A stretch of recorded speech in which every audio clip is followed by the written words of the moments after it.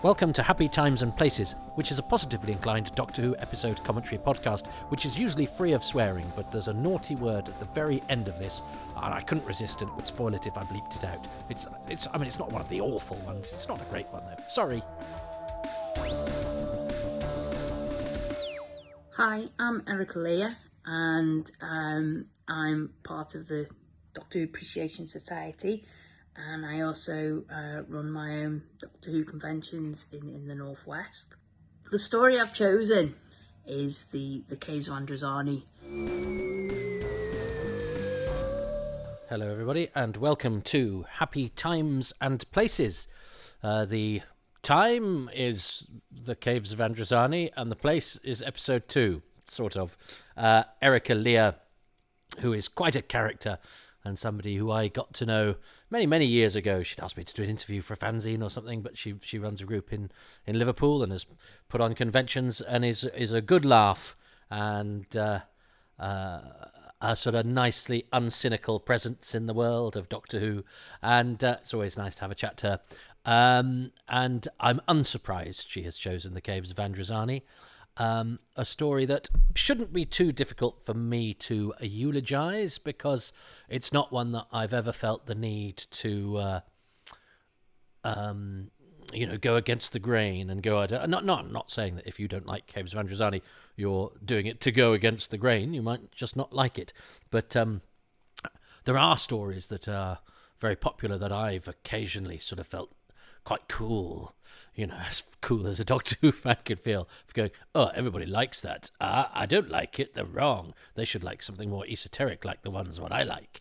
But Caves, I've always been a bit of a traditionalist with. I liked it when I first watched it, and then when I came to revisit it, when I got it a few years later, it was definitely, it stood the test of time, and you could see why it was a cut above much of what surrounded it, which was, much of that down to Graham Harper, who was my choice of thing for episode 1.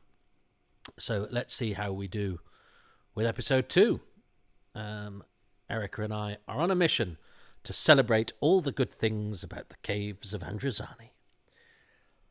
Alexa, volume 3. And I'm going to press play in 3, 2, 1.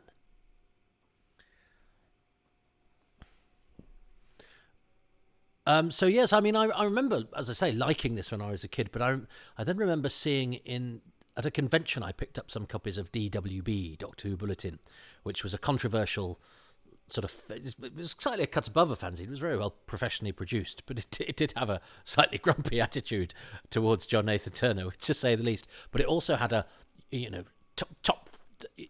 top 10, top 50 rankings, the all-time classics and the all-time clangers ratings. And suddenly I realised the joy in being able to sort of choose and disagree with what people liked and what people didn't. It's interesting going back and looking at some of those, what were seen as bad stories. I remember The Massacre being quite high in, all-time clanger Hartnells. And you think that's just largely because people don't really know anything about it at that time, because there wasn't anything like the what was available, what is available now. But I was quite surprised to see, Caves of Androzani, top all-time Davison and all-time classics of all time. So I hadn't realised I was in the presence of greatness when I watched it, but that's because I'm not sure that you ever do. But then when I look back on it, seeing that, you go, yeah, I can see why.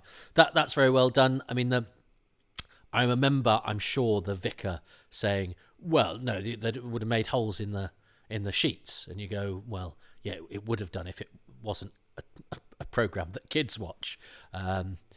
Although, I would never mention the word children when talking about Doctor Who. It was my great desire that nobody thought of Doctor Who as a children's program, even though I, as a child, was watching it and was bewitched by it when I was a child. But no, I wanted it to be seen as a grown-up program. But of course, its strength really is that it's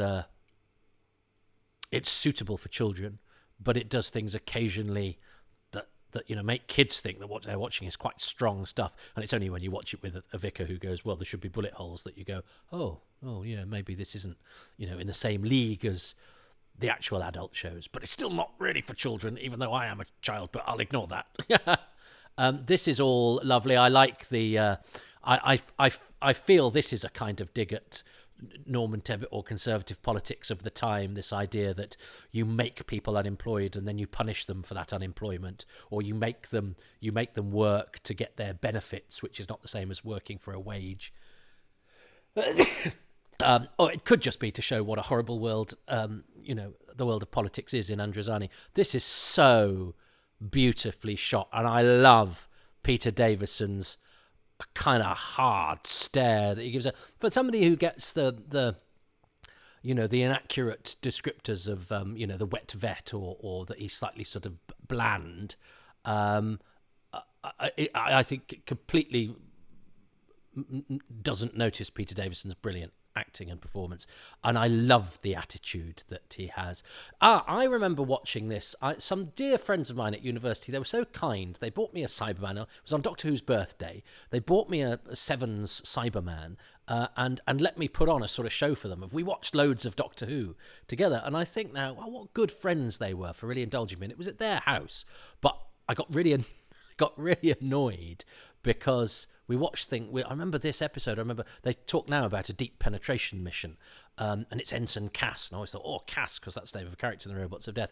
But this is brilliant because it's showing what an uncompromising world this this is, and that Chelak, usually the sort of person who would be the goody, really, is uncompromising, and he's watching his own back, and he'll send a guy on essentially a suicide mission, an extra we don't even know, but that almost gives it a bit of poetry as well, to save his skin, and it's got Salatine there giving him the good advice. But I remember my friend Greg, who's a smart guy, just pissing himself because it's a deep penetration mission, and then missed all of the rest of this because I was having to sort of back that off. And it's well, you choose to take that as a double entendre if you want to. I don't think that was the writer's intention, because we're in caves and blah, blah. And why would you do that to then make audience members who are easily distracted miss some really good stuff that you've slaved over a typewriter to conjure, because there's a double entendre. I remember being annoyed with my friends who were doing a lovely thing. They were hosting a Doctor Who night for me. Brilliant. This is so well shot. Davison's so good. The hand on the shoulder, the rattling music, all that stuff missed because of deep penetration mission. And they did it again here, which I love this scene. It's got a beautiful symmetry to it. It's fantastically filmed. It's a thing about sort of status, and again it's showing what a cruel world, and however nobody really likes each other. You could tell why Eric Say would like this script. Everyone hates each other. But it's painting a cruel world that the Doctor has kind of stumbled into, the most sort of innocent and youthful and of doctors, and here again they have there's a line, isn't there, where he says, "You guys have got two choices, or you two guys have got a choice. You guys have got one option. You stick with me, or you can stay here." And again, my friend goes, "Well, that's two options." And you go, "Oh, really? Watch the scene, enjoy that." By the way, is the father. That's Les Conrad, the father of the Conrad twins, who are in the Twin Dilemma in the next story. But again, they were giggling about that. You can quibble with the character's phraseology. Sometimes people don't phrase themselves elegantly. You could also argue it is really only one option, because staying here is an option, or the one option is the choice between the two. It doesn't matter. But again, the fact that caused sort of smart-arsery from students, friends of mine, at the expense of this, which is brilliantly filmed, brilliantly acted, brilliantly scored, everything about it, just made me think, do I watch telly differently from how other people watch it? There was also an argument that he's not really making him chew the thing, but again, you'd kind of argue that that's the point. And again, enjoy it for what it is. Go for it for what it is, or maybe sort of think about that afterwards and then realise, oh no, he wasn't really going to make him chew it. Yeah, so I'm not a fan of Gogglebox. He says as he talks through an entire television program, but I do find I do get quite cross when people sort of chip in during a program to say something that is inaccurate or disproved later, or just not helpful. But I'm aware that that's perhaps very much me. I hope there's some sympathy in my audience here. Davison is so good here. He is so good. This is a really nice side of his Doctor. He gets a bit tetchy and frontios as well, but he's really rising to the drama of this. You can tell that. You can't tell because he's a seamless, flawless actor. I'm going to say you can tell that he's enjoying this script. No, he's just matching it. He's just treating it with the respect it deserves, and because he's so good. And look at the way that Harper shoots all of this stuff, the dynamic that he's got between these three, and I like Holmes' slightly old-fashioned phraseology as well. You have the mouth of a prattling jackanapes, and I love the insolent smile that Davison gives and then walks off without saying anything. And of course, Christopher Gable is so elegant and so controlled, but you can tell that underneath that, because he was a dancer, wasn't he? So he moves so beautifully, and you have that brilliant costume that he's got that's so tight-fitting, that sleek physique of his, but underneath he's broken, and inside there's a like the mud bubbling under the surface of Androzani underneath his his elegance is the bubbling fury of a vengeful psychopath. It's all so good, and the gloom, the lighting, the fact that all the sets and everything, which are quite simple, and they're sort of control panels stuck against sort of rock formations or whatever, are shot in a way that you don't really make them out, which means that's very helpful to the limited resources of the production. Oh, it's just so good. And that mask, look at that mask. And of course, the story goes that Christopher Gable was seen for the part of Salatine, which is a good role. Goes to a very good actor, but was really interested in playing Jack. And I think they'd looked at people like David Bowie, hadn't they, for Jack? But Gable had kind of lobbied to be given a bit of Jack, and it's one of the great Doctor Who performances. I think he's one of the great Doctor Who villains. And it just goes. And I always like a story where an actor goes in for a smaller part and gets given a bigger one, because it's what old actors dream of, especially actors that are usually seen for smaller parts. We all see things through a filter of our own inadequacies, don't we? Maybe we don't. Maybe I do, and I'm trying to universalize myself, like the narcissist that we all are, that I am. I want the head of that perfidious, treacherous degenerate brought to me here. It's wonderful. He's so good at this slightly melodramatic dialogue, and yet when it's done well, and when it's pitched properly within a production, it actually just elevates it slightly. I don't think you particularly want your Doctor Who to be sort of Ken Loachian monosyllables. You want a bit of extravagance to the phraseology and to the characterization, but not in a way that is parodic or unbelievable. It's a bit, it's like Shakespeare. Shakespeare is all a bit overblown, but it tells you, but it raises, it raises the stakes in everything that it does, in its forms of expression, in its dialogue, in the preoccupations of its characters, in the psychology that it portrays. But it's all big. It's all bigger than we would do sitting in a living room. But to get to a sort of dramatic and exciting, but a truth. Or it's a silly program about a man who travels through time and space in a police box. But that's great. I love the sort of semi-comic stuff between Morgus, who's such a scum. He's such a horrible man, and that brilliant the fades we've had between Jack and Morgus, and the profile of then Morgus going around in his chair having said, just make it half a minute, which is a lovely piece of black comedy. And Barbara Kinghorn is very good as Timon, kind of, they're both acknowledging that what they're doing is, being a bit grim, but without, of course, acknowledging it at all. It's very clever. And I love this scene. Again, it's bleak, isn't it? Does this taste as good as it looks? No, worse. You're not going to be our friend. Normally in a Doctor Who thing, you get thrown together with a prisoner and you become mates and plot the escape. No, he's going. They're going, why are you so cold? Well, because he'll kill me now because he's got you. Everything is just that little bit darker. Now, I think perhaps where Eric Saywood went wrong was that he thought that this was the default and this is how you should do Doctor Who. And you can see season 22 trying to ape a lot of this. and it has to be done in good hands. And Robert Holmes and Graham Harper are probably the best hands for wielding pen and camera, respectively. And you know, this is so grim and cruel. The fact that, you know, he issues the news that they're dying through laughter. You know, it's again, it's grim and it's horrible, and it's great, you know, dialogue. You know, TDP. What's that, thermal death point? But he, you know, it's Spectrox toxemia. Toxemia is a good word as well, and it's of course reminiscent of the dystronic toxemia in Genesis of the Daleks. But it all makes it just seem a little bit real, and that makes it somehow seem more threatening because they have abbreviations, and they have, you know, proper medical terms and all of that.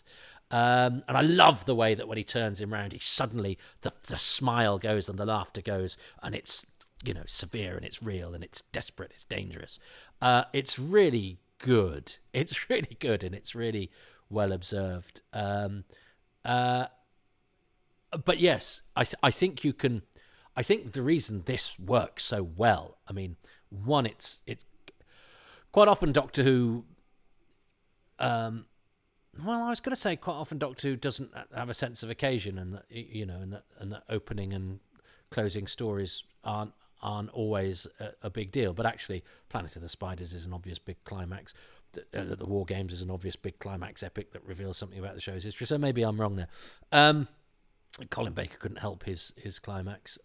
You know, his exit, nor could, you know, McCoy. But this has anyway, whatever. This has a real sense of that, you know, they've saved the best till last. This is taken seriously, the fact that it's a finale. I even like the way he eats his green porridge, the way he sort of, and all they ever find are its table leavings, and the way that he licks the spoon in that sort of grim, that it's, I don't know, there's something about the ritual that he does that is, he's thought about just doing the spoon in a slightly different way that's not unbelievable, but that's slightly unusual, that's a bit watchable. Like it. But yes, there is an argument that they did this well, and so they went, now let's do this all the time, and they did it less well than this. And the incessant violence, the sometimes contextless violence. I mean, I actually quite like season 22, but I know a lot of people who don't. And I'm sympathetic to the idea that some of the violence in season 22 was unnecessary, and, you know, it obviously didn't do the show any favors in the eyes of those, you know, pulling the strings. But I mean, it's because any Doctor Who story, of course, works because it's part of a great big mosaic. And the beauty that we have with Doctor Who is that, unlike, I think, almost any other show, is that it remains itself, but Carnival of Monsters in Doctor Who is the same way that this is Doctor Who, is the same way that Spearhead from Space is Doctor Who, and they are all totally different, and yet they're all Doctor Who. And I deliberately chose ones written by the same guy as well. And this is very nice, artfully done as well. The, you know, Salatine is perfect. Oh no, he's not. He's actually a bit weird. But I hadn't noticed Glenister acting like that when I was a kid, so it was quite a pleasant surprise to see him doing it as a grown-up and going, okay, it's being given a signal, but it's not Archer, it's not Hammy, and you can see why, you know, Chelak, who's his own kind of oaf anyway, doesn't see, but the actor is giving the signal of, you know, his slightly inhuman, which is helped within the writing as well, of course, that he, you know, he's one step ahead. And this is great. This is so well done here. I mean, it is a trope, and you know, there are discussions to be had about Doctor Who's use of you know, disability as a shorthand for you know, mental instability or badness. But, you know, I think this is a perfectly, you know, it gives a lot of motivation to Jack, and again, the casting of somebody with such elegant body language, and the fact that, he's, I love that, doesn't he have the line about I who was once comely? I think that, again, that's a word like jackanapes that has a slightly old fashioned fescennine back of slime. I love all of that use of language. Comely is particularly kind of wholesome and sort of slightly melancholic. And the way that he's standing up, dead straight to try and maintain his dignity while he's being sort of gnarled up inside. But yes, I mean, I would be interested in watching this with my other half, who might have something to say about, well, especially if she knew that there was also a Talons of Weng Chiang, where the mad bad guy has his mask ripped off and is all gnarled underneath. But it's science fiction and it's horror, and these are tropes that exist within the genre, and I think obviously one is more sensitive to them today. But I think I think you do get a pass when you're doing sort of melodramatic storytelling, especially when Jack is actually treated with a certain dignity. He's actually probably in the end one of the more sympathetic characters in this. And I think it's a reasonable character motivation to give somebody to say, well, you caught me in a mudburst and physically damaged me, therefore I'm bent on revenge. And it then evokes the old Phantom of the Opera and all of the other stuff, so it helps with that in terms of we've got an anchor in storytelling that we're familiar with. This is brilliantly lit. These cave sets are hard to do. I talked last episode about watching The Descent, for which I think the designer should have won an Oscar, because I thought it was filmed on location. These are sets, but I think they're a really good stab, and they're very, very well lit, and they allow for good staging of these scenes. And this is, I mean, the lighting here is fantastic. Who is doing the lighting? Is it Babbage? I'm going to keep an eye out for who's doing the lighting. It's excellently lit, this whole story, and Graham Harper's got everybody to up their game, and those shadows really help. But I love all of these characters too. I believe that these guys have slightly sort of edgy relationships, that are down to money and convenience. And I remember thinking this was so clever at the time, because I loved the Doctor having two hearts. That was a thing you knew if you were a fan. And you go, I mean, it's obviously now it's just a thing hanging outside his thing, but it seemed so brilliant to be able to see what the android was seeing and the Doctor's two hearts underneath. And of course, it seemed like a really clever thing. Again, it's the sort of thing as a kid watching, you feel smart to be involved in, because you go, oh yeah, because it would read a human as having one heart, but because he's got two hearts, it won't react. It won't know how to react, so it gives him a chance to do what he does. I mean, you'd think actually it would just be programmed to just, if it reads something that it doesn't quite read properly, it would shoot. But I think because it's a and I like the way he picks up the gun. Oh, and then they cock their guns. So it's he's thinking, because this wasn't shot in order. He's thinking about how one scene links to the other. It's all wonderful. But yeah, I think that's one of those things when you're watching when as a kid you feel smart.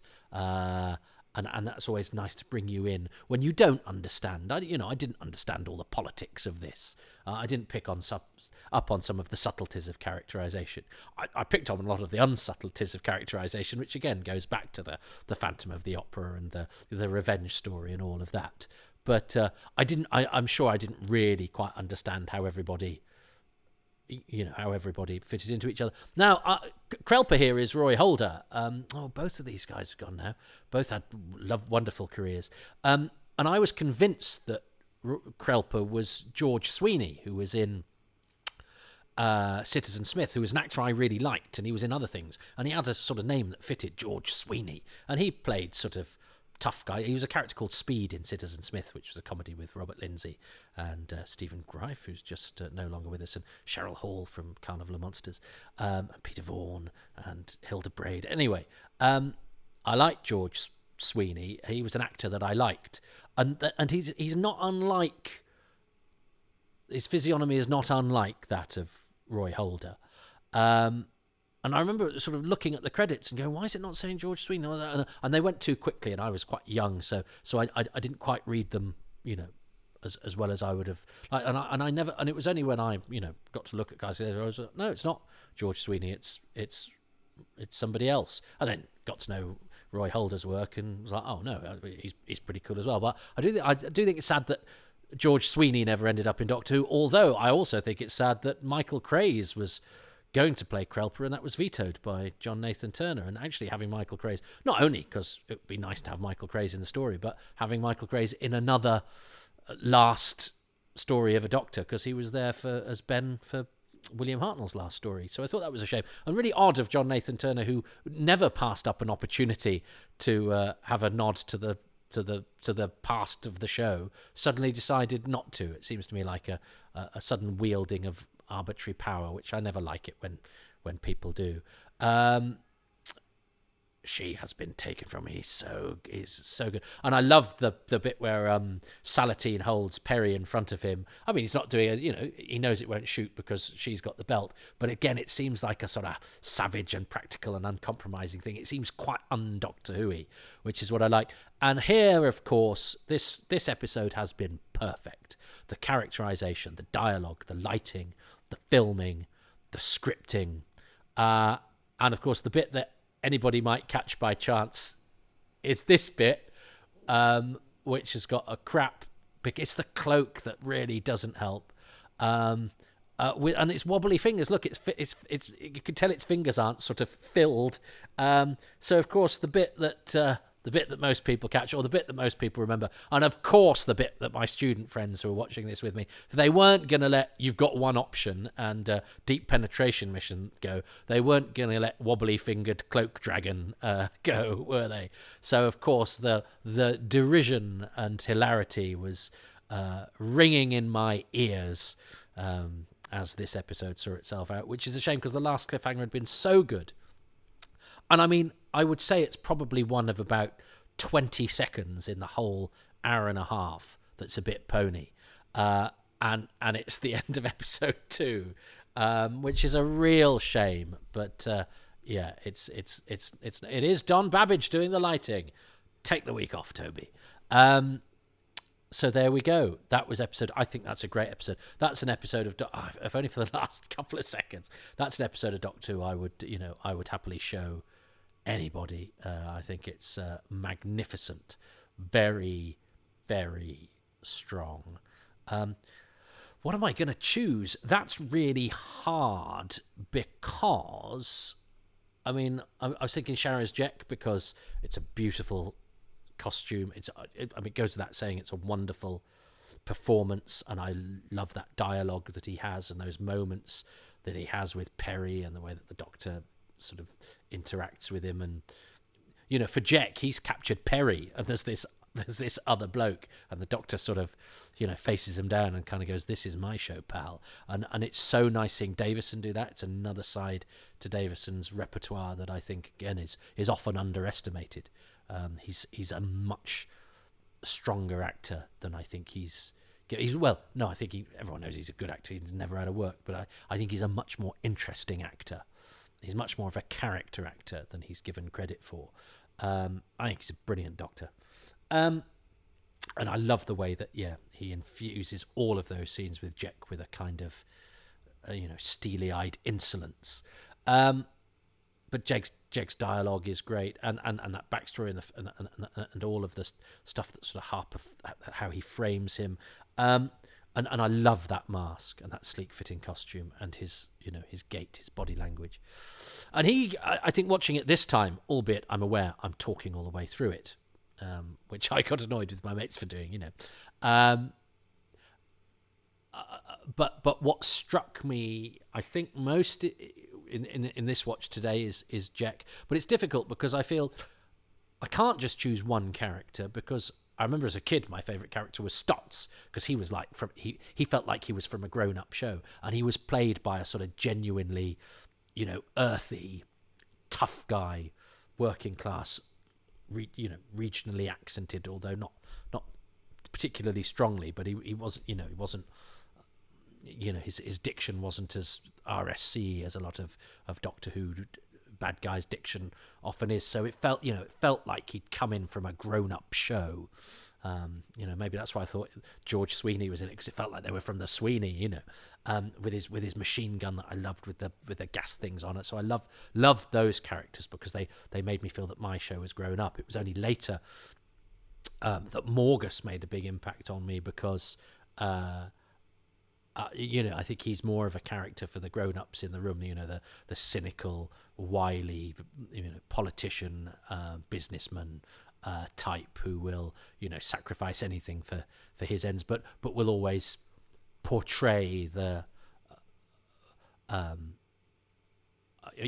has a veneer of respectability, whereas actually he's as conniving or more conniving and cold-hearted than anybody else, but he was a respectable man.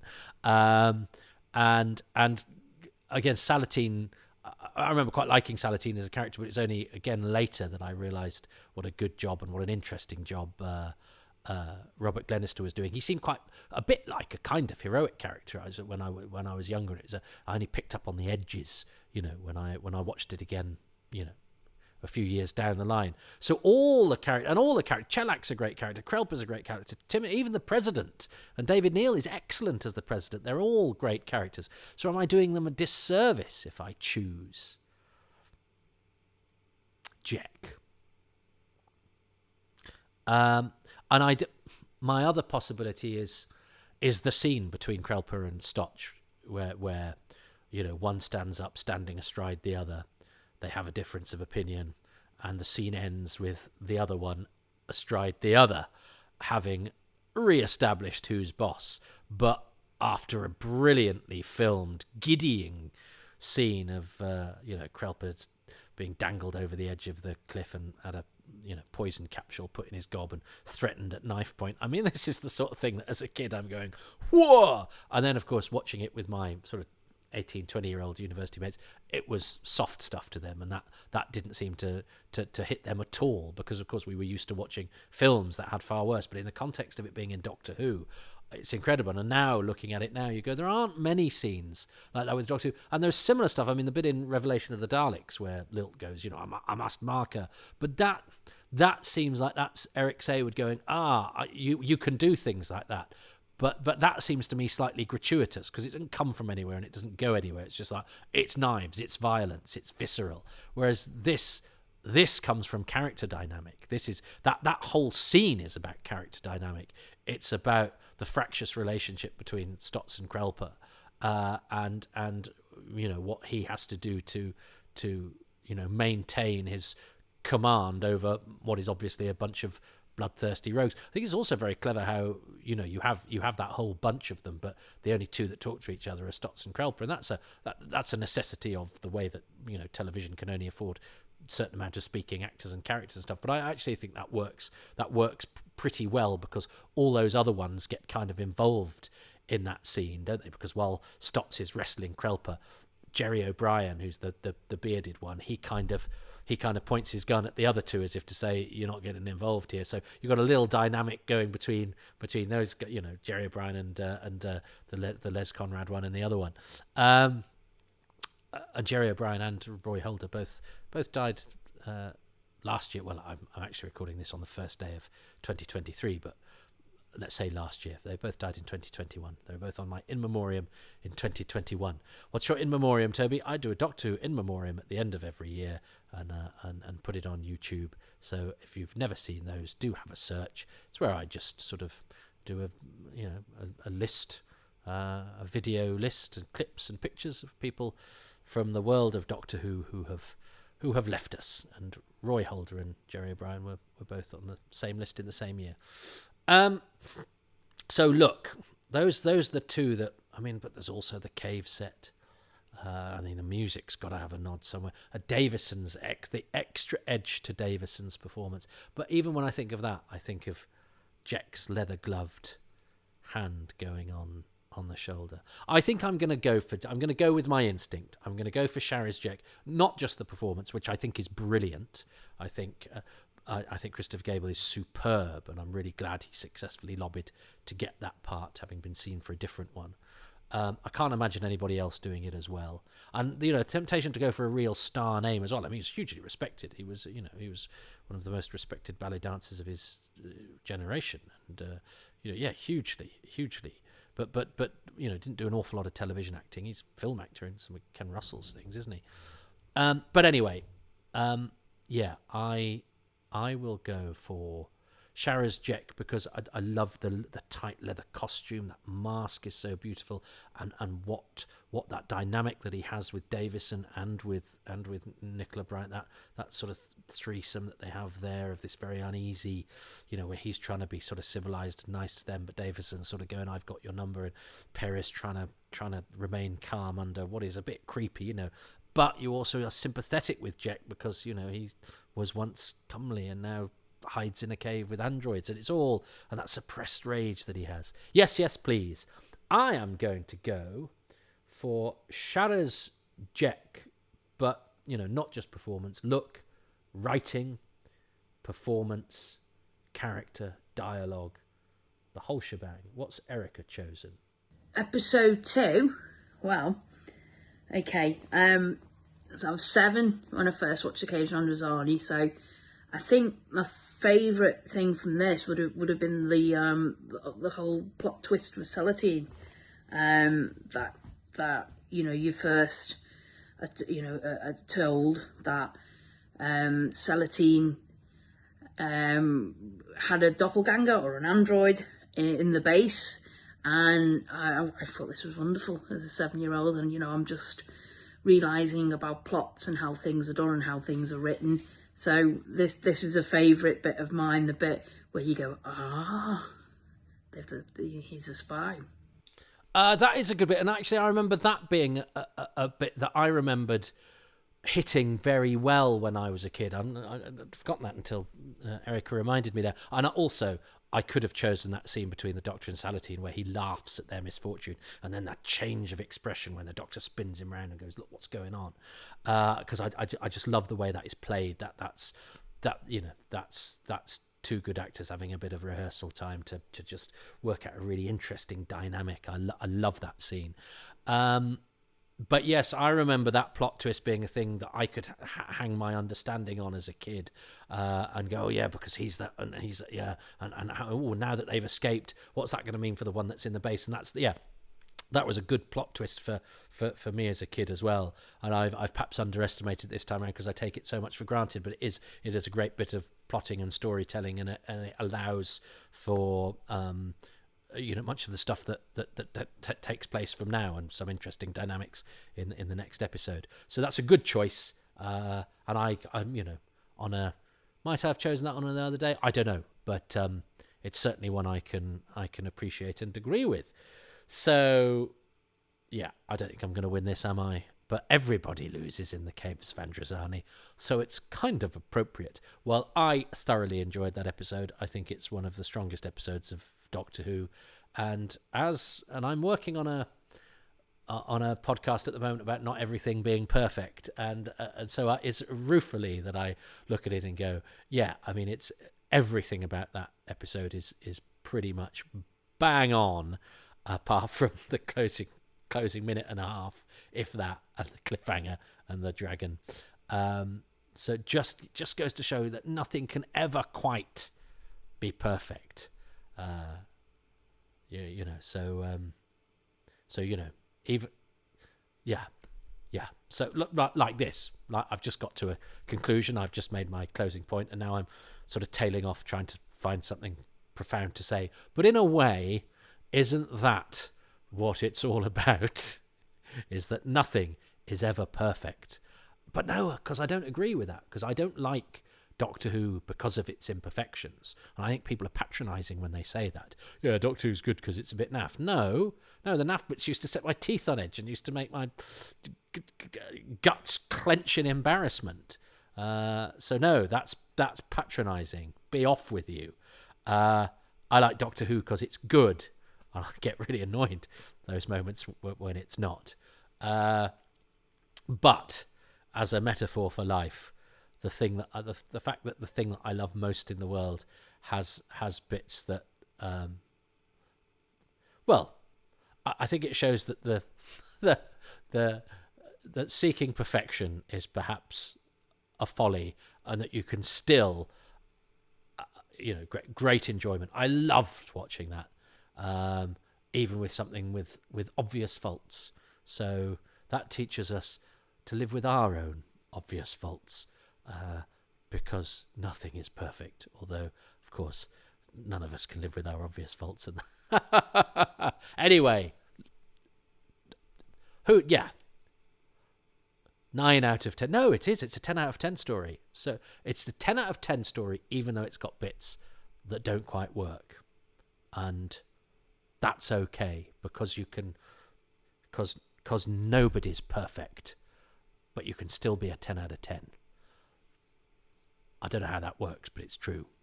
Anyway, have I wrung enough meaning out of a metaphor I tried to conjure? Well, if I didn't, it just proves that nobody's perfect, which I said about 10 minutes ago. Should have stopped then, so I'm going to stop now. It was going so well, and then it all went to shit at the end. Like the Caves of Androzani, Episode 2.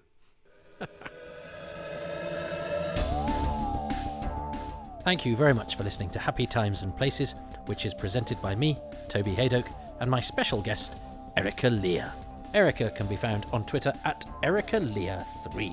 I'm grateful to her and to the many patrons who make these podcasts possible, and they include Jason Tyken, Christopher Newman, Pete Lambert, Philip, Joe Ford, Matthew Speddings, Graham Slate, Matthew Simpson, Jonathan Appleton, Richard Thomas, William Hames, David Trainier, Matthew Simpson, Frank Shales, Risti Matti Sarillo, Barry Platt, Adam Parker, Graham Knott, Kevin Murdoch, Missing Episodes Doctor Who Podcast, Nathan Martin, Philip Marsh, Gavin McLean, Joe Llewellyn, Ian Key, Chris Hyam, Siobhan Galichon, Jason Gorman, Paul Dunn, Chris Dunford-Kelk, John Deere, Grant Davidson, Rob Dawson, Peter Crocker, Richard Chalk, Paul Cook, Jenny at Bluebox 99, Nigel Bromley, David and Tim Arding. The music is by Dave Gates, the artwork by Dylan Patterson.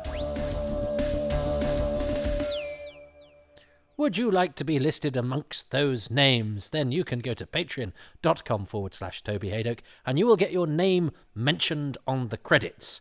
The tiers on the Patreon start at £3 per month, and you get pretty much everything for that, including a name check. The higher up the tiers you go, the more often you get a name check, and there are a few other trinkets as you ascend the patronage ladder, but most stuff is available. All the content is available at the lowest tier. I don't like the idea of withholding anything. So yeah. And also, if you pay for a year in one go, you get a 10% discount, whether you're a £3 patron or a £1 million patron. There aren't any of those. Yeah, you get a 10% discount if you sign up for a year in one go. Or you could go to ko-fi.com/Toby Hadoke. There are no bonuses there, but it's just a way of not having a monthly commitment, and a way of sort of, walking past me as I strum my guitar in the London Underground, and you particularly like the tune that I'm playing, or I look particularly hungry or sad, or you've just had a good day, whatever. That's how Ko-fi works. It's metaphorically buying me a coffee, whereas Patreon, you do get extra things. You get bonus content, you get monthly AMAs, you get a podcast that's just for you, and you get everything well in advance. Happy Times and Places about 6 months in advance, and then you're about a month in advance for the Indefinable Magics and the Too Much Information podcasts. So that's patreon.com/Toby Hadoke, ko-fi.com/Toby Hadoke, or, and I know times are tough, I've just seen how much a pint of milk costs, and it wasn't costing that 6 months ago, but you can give these 5-star ratings and a nice line of review wherever you get your podcasts. That costs you nothing, and it does really help me and these podcasts, so thank you. You can also bang on social media if you like. These have a Twitter handle at Hadoke Podcasts. Hadoke is inexplicably spelt Hadoke, and my own Twitter feed is at Toby Hadoke. Well, plug some of the comedy stuff that I do as well as the various Doctor Who things. Erica Lear, by the way, Erica Lear 3. It's Lear as in the king, Lear, not Lear as in Lweer, which is what Shudder's Jack does to Perry. And do follow Erica and her conventions that she organises are absolutely terrific. So avail yourself of one of those if you can. I think there's going to be one this year, and I will be along if I possibly can be. And yeah, I also have a Facebook page. You go to my page that's for the comedian me, I think it says actor or comedian, not my personal page, which I'm kind of stripping of people that I don't know, I think, and having my work one. It's still me. It's just a way of differentiating between my work life and my home life, even though I work from home. And at work, I tend to talk about and do the things I do at home. Look, it's just an attempt to be a grown-up, all right? And because I've got 5,000 Facebook friends and I've met about 12 of them, so I'm trying to do it properly. So yeah, follow, like, do whatever to the Toby Hadoke Performer Facebook page, because that will make me feel like I'm being a professional. And yeah, and follow my comedy club XS Malarkey on Twitter as well. That's an X, an S, and the word Malarkey, Malarkey. Thank you.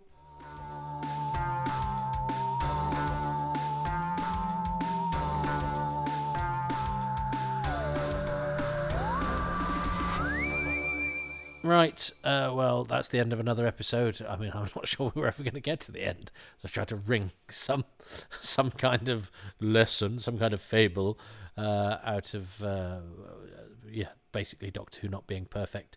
But there we go. I'm going to be brief because I'm recording this on New Year's Day 2023. So whenever you're listening to this, I hope 2023 has turned out to be all right. It's not promising a lot, but I'm seeing a lot of mates, on Twitter things going, oh yeah, this year's just gonna be rubbish. I think I'm gonna try and be positive again. I'm playing against my own personality. I'm not a naturally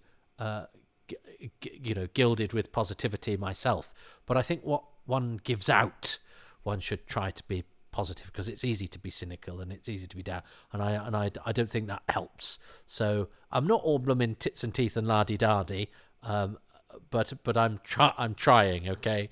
And if you're listening to this when it's released out into the wild, you're probably thinking, why is he talking about the start of 2023? We're in July. Well, you may well be, and I hope that come July things have been sunny and glorious and lovely. But, at the moment it's dark, well, because it's winter. And it was a tough year, 2022, for many. So let's hope that 2023 is better and it doesn't end in a bloodbath or ruined by an unconvincing dragon. So, yeah, I think I'll leave it there. Welcome to 2023, whenever you're listening to this. I mean, this could be out here forever, of course, couldn't it? So, if you're listening in the year 2072, I hope it's my... God, I'd be 98. Wow. Well, yeah, that's something to look forward to. I wonder if I will listen to this when I'm 98 and go, is that what you did with your life? You watched Doctor Who and spoke through it. You wanted to play Hamlet at the RSC, mate, and you did that. Well done. Yeah, all right. God, that's a pessimistic start, isn't it? See, this is what I'm like. This is what I'm like. Hello, joy, everybody. Season's greetings. Hurrah. Goodbye.